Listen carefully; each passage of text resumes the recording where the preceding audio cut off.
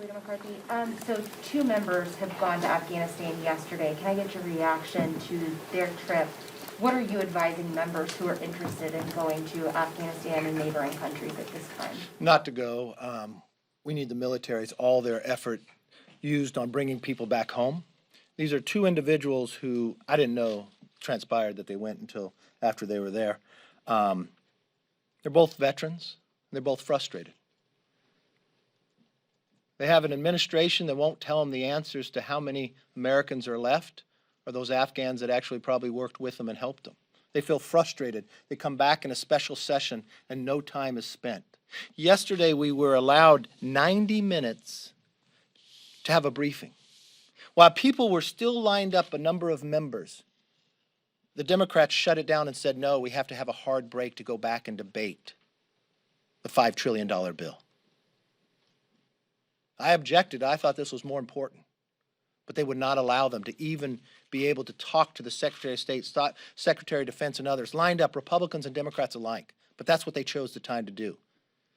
So yes, it's not the best idea to go there, but I understand their frustration by the lack of any answers from this administration, from a speaker who spends late into the night, you all covered it, into her office.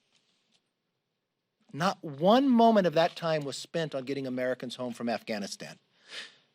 What do you think those Americans were doing late at night trying to find a path to get to that airport? That the president told them it was safe to go, but now we're finding they were beaten. Not one moment was spent on it. Not $1 was passed this time in Congress. $5 trillion, just deemed, not debated. None of that money going to help an American get back. And then they pass a political campaign bill to change election law. They are the most self-serving individuals it showed this week than at any given time. Of all weeks of what we should have focused upon, not any moment of time to do it.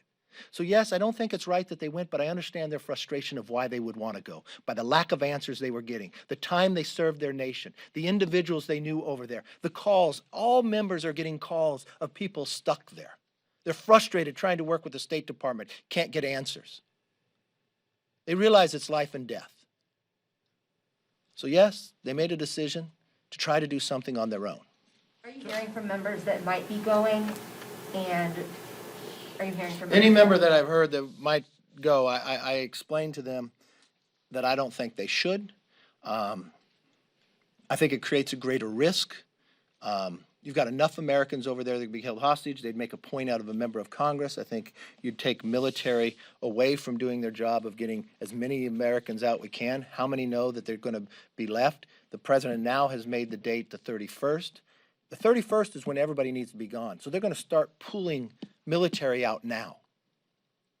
We watched what the president told us, that the Taliban would let you go to the airport. The Taliban's now shutting it down. We watched that people aren't being beaten, but that's the report that we're getting.